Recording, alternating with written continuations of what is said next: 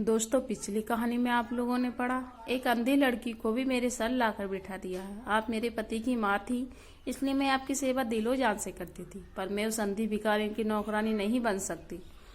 अब आगे भाग 2।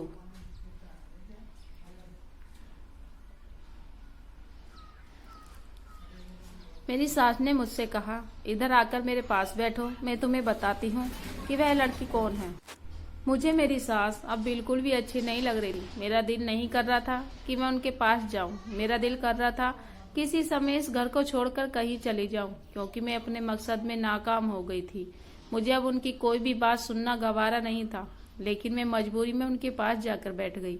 मेरी सास ने मुझसे बताया कि जब सोनू अमेरिका नहीं गया था, यह तब की बात है। यह लड़की जिसका नाम सिका है, हमारे ही मोहल्ले में रहती थी और सोनू उसको पसंद करता था। सिका भी सोनू को पसंद करती थी।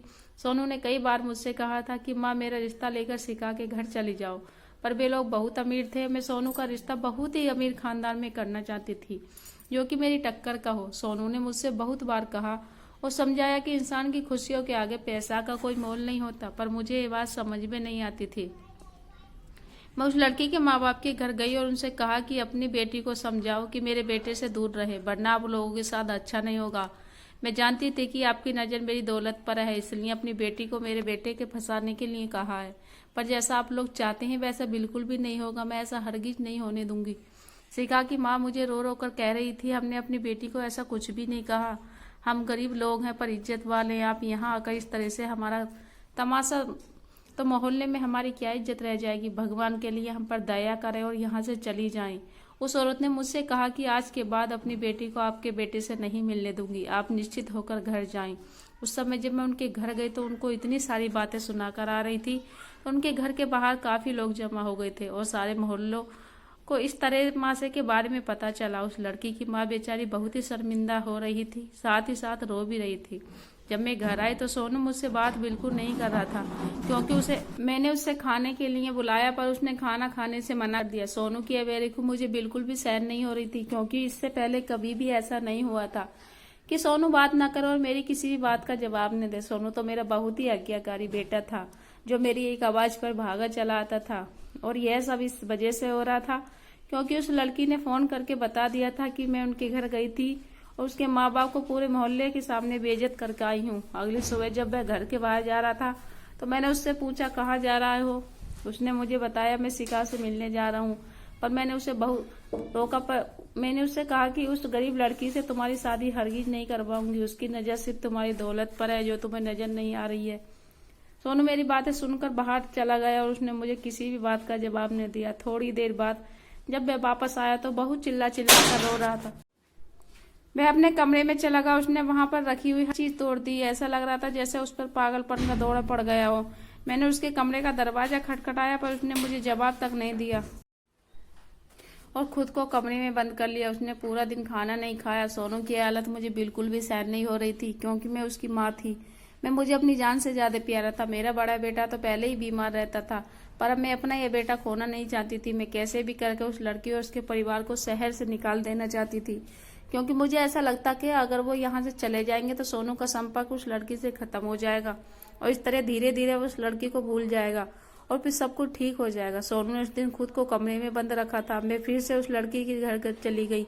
मैंने उस लड़की से माँ को बाप को कहा, आप लोग इस शहर से कहीं दूर चले जाएं, उसके बदले में आप लोग मुझसे जितने भी पैसे लेंगे मैं आपको देने के लिए तैयार हूँ। बस अपनी बेटी से कहें कि मेरे बेटे का पीछा छोड़ दे, उसकी जिंदगी की दूर चली जाए। तभी कमरे से निकलकर सिखा बाहर आ गई और मुझसे कहने लगी, आप बेफिक्र हो जाए, मैं आपके बेटे से कभी भी नहीं मिलूंगी। सिखा ने मुझे बताया कि आज भी मुझसे मिलने आया था, लेकिन उसको मैंने वापस भेज दिया और उसके साथ अपना रिश्ता हमेशा हमेशा के लिए खत्म कर दिया है। सिखा ने मुझसे कहा, हम आपके पैसे नहीं चाहेंगे, हम तो पहले से सोच चुके थे कि हमें शहर आज रात को छोड़कर चले जाएंगे। आपकी बहुत बड़ी कृपा होगी कि आप अपने बेटे को समझाएं कि वह हमारा पीछा न करे और हम सुकून की जिंदगी जीने दें। आपका बेटा ही मेरे पीछे पड़ा हुआ था। वह तो हमेशा से ही मुझसे कहता था कि मैं शादी करूंगा तो सिर्फ तुमसे ही करूंगा, पर मैंने उससे कह दिया था कभी भी मुझसे शादी नहीं करूंगी, क्योंकि मुझे पता था ऐसा हरगिज नहीं हो सकता। आपकी नजर में आपका पैसा और पैसे से बल पर बनाई गई ताकत और शोहरत प्यारी है। आपको अपने बेटे की खुशियों का कोई लेना देना नहीं है। मैं जितना सोनू से दूर रहती थी सोनू उतना ही मेरे पास आने की कोशिश करता और फिर मेरी यह गलती हुई कि मैं धीरे धीरे उसके प्यार में पड़ती चली गई। सोनू जी मुझे समझाया था कि मैं अपनी माँ को मना लूंगा, तुम बिल्कुल भी चिंता ना करो, मेरी माँ मुझे बहुत प्यार करती है और मेरी खुशियों का ख्याल रखेगी। लेकिन मुझे अफसोस है कि सोनू इतनी बड़ी गलतफहमी में जी रहा था कि उसकी माँ उसकी खुशियों का ख्याल रखेगी। मैंने शिखा से कहा मुझे समझाने की या कुछ भी बताने की जरूरत नहीं है, इतना जल्दी हो सके शहर से निकल जाओ। ऐसा कहकर जब घर गई तो सोनू की हालत बिगड़ चुकी थी।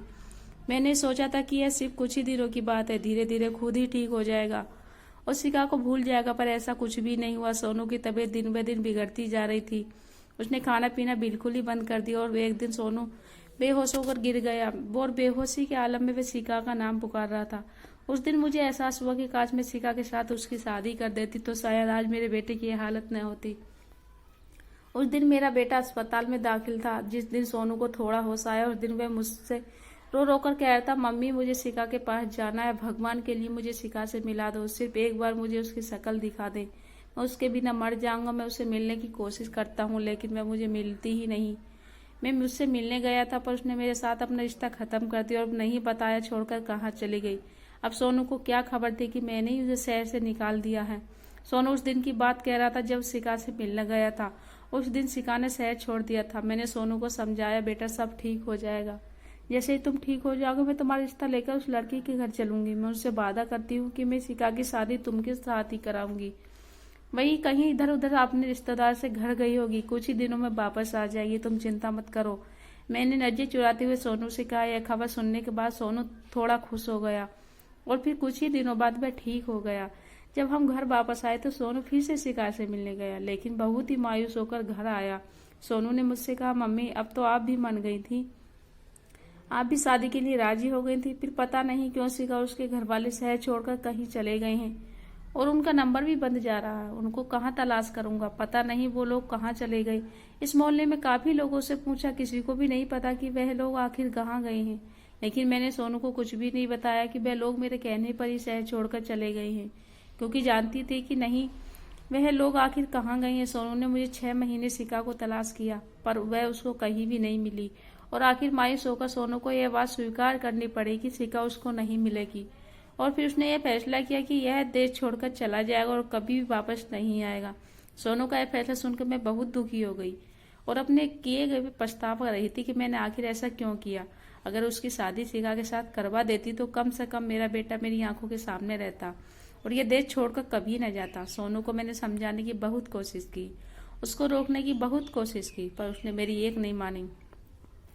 उसने मुझसे कहा था कि मैं शिखा के बगैर बिल्कुल भी नहीं रह सकता और यहाँ रहकर मुझे शिखा की याद जरूर आएगी।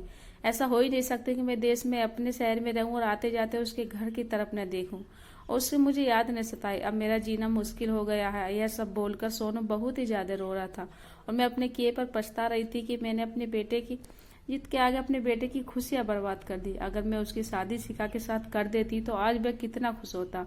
अपने बेटे की हालत की जिम्मेदार मैं थी, मेरी वजह से उसकी आंखों में इतने आंसू आए थे।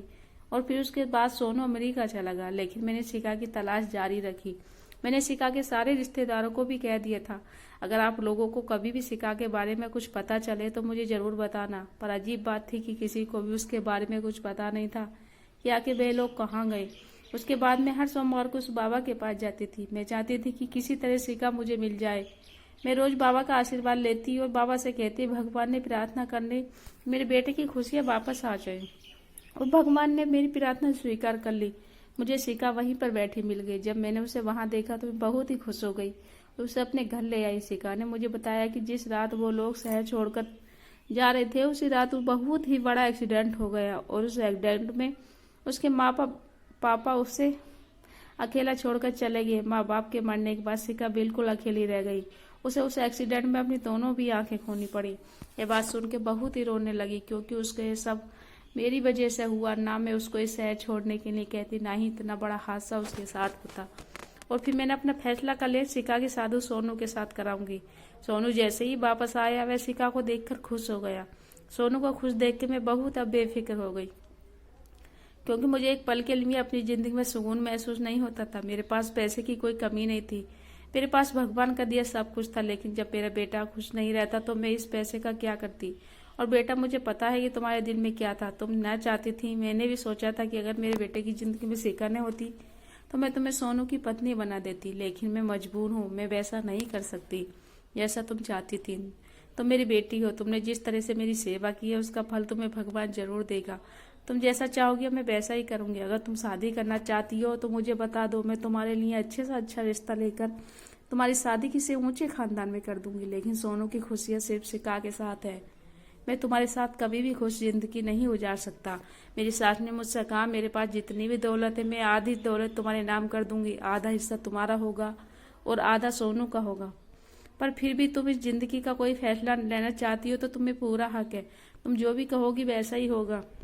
अपनी सास की सारी बातें सुन के मुझे उस समय एहसास हुआ कि मैं जो भी कुछ सोच रही थी वह बहुत ही गलत था। मुझे अपने घर वालों का प्यार भी नजर आया था।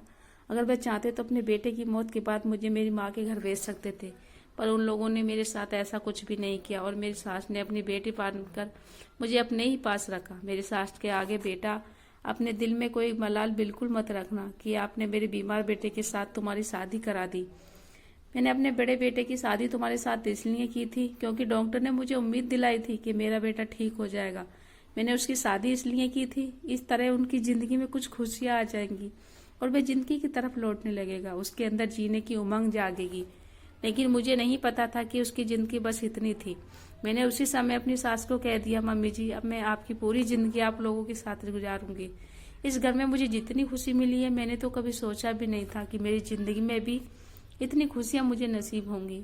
आपने जितना कुछ मुझे दिया है मेरे लिए यही बहुत ज्यादा है। अब मुझे और ज्यादा की इच्छा नहीं है। मेरी सास ने मुझे गला लगा लिया, मुझसे कहा तुम मेरी बेटी हो, हमेशा मेरी बेटी ही रहोगी। अपनी सास की बात सुनकर मुझे बहुत ज्यादा खुशी मिली थी। मैंने उस समय अपनी सास को कहा, मम्मी जी मैं सोनू उसकी पत्नी को उसके कमरे में खाना देकर आती हूँ। और आप अपनी सास से कहा अब उन दोनों की फिक्र बिल्कुल भी मत करें, ये भी मैं अपनी देवरानी का ख्याल रखूंगी।